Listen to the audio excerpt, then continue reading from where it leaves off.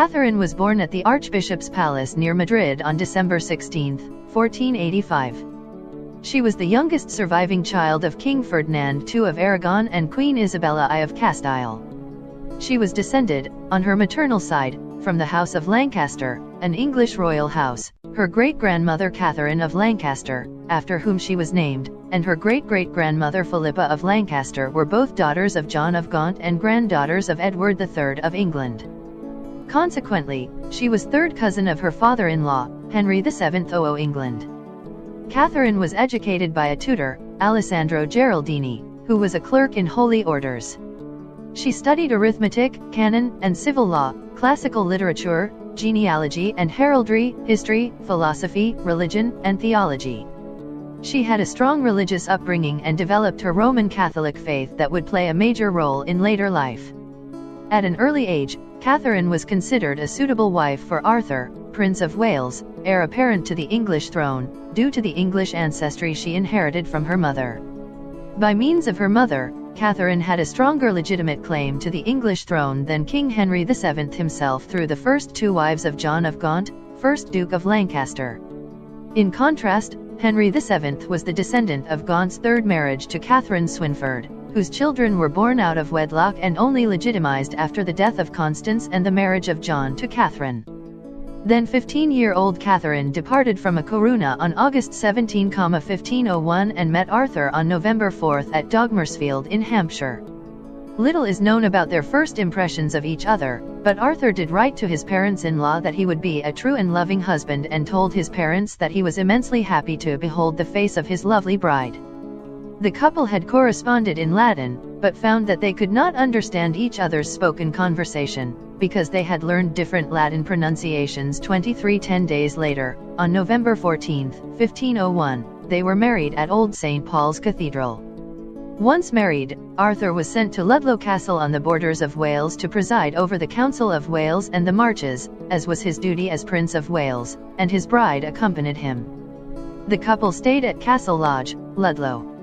A few months later, they both became ill, possibly with the sweating sickness, which was sweeping the area. Arthur died on April 2, 1502. 16-year-old Catherine recovered to find herself a widow.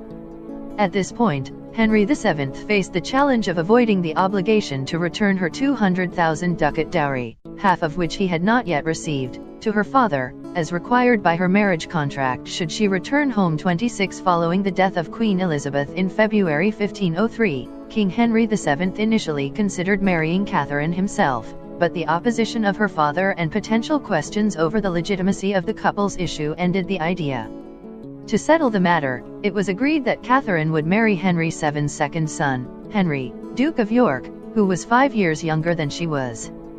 The death of Catherine's mother, however, meant that her value in the marriage market decreased. Castile was a much larger kingdom than Aragon, and it was inherited by Catherine's elder sister, Joanna.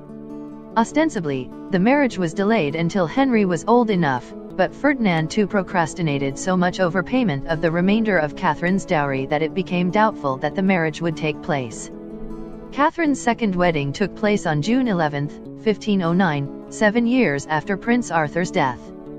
She married Henry VIII, who had only just acceded to the throne, in a private ceremony in the Church of the Observant Friars outside Greenwich Palace. She was 23 years of age. Catherine was pregnant 6 times altogether, but only one daughter survived, named Mary Tudor. But King Henry VIII desperately wanted a son, but Catherine was no longer able to bear children by this time. Henry began to believe that his marriage was cursed and sought confirmation from the Bible, which he interpreted to say that if a man marries his brother's wife, the couple will be childless. When Henry decided to annul his marriage to Catherine, John Fisher became her most trusted counselor and one of her chief supporters. He appeared in the legate's court on her behalf, where he shocked people with the directness of his language, and by declaring that, like John the Baptist, he was ready to die on behalf of the indissolubility of marriage. Catherine went to live at the Moor Castle late in 1531. After that she was successively moved to the royal palace of Hatfield.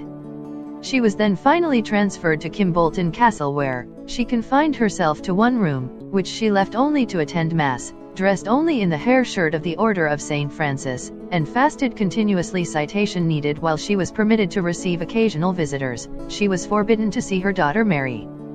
They were also forbidden to communicate in writing, but sympathizers discreetly ferried letters between the two. Henry offered both mother and daughter better quarters and permission to see each other if they would acknowledge Anne Boleyn as the new queen. Both refused. In late December 1535, sensing her death was near, Catherine made her will, and wrote to her nephew, the Emperor Charles V, asking him to protect her daughter. Catherine died at Kimbolton Castle on January 7, 1536. The following day, news of her death reached the king. Rumors then circulated that Catherine had been poisoned by Anne or Henry, or both.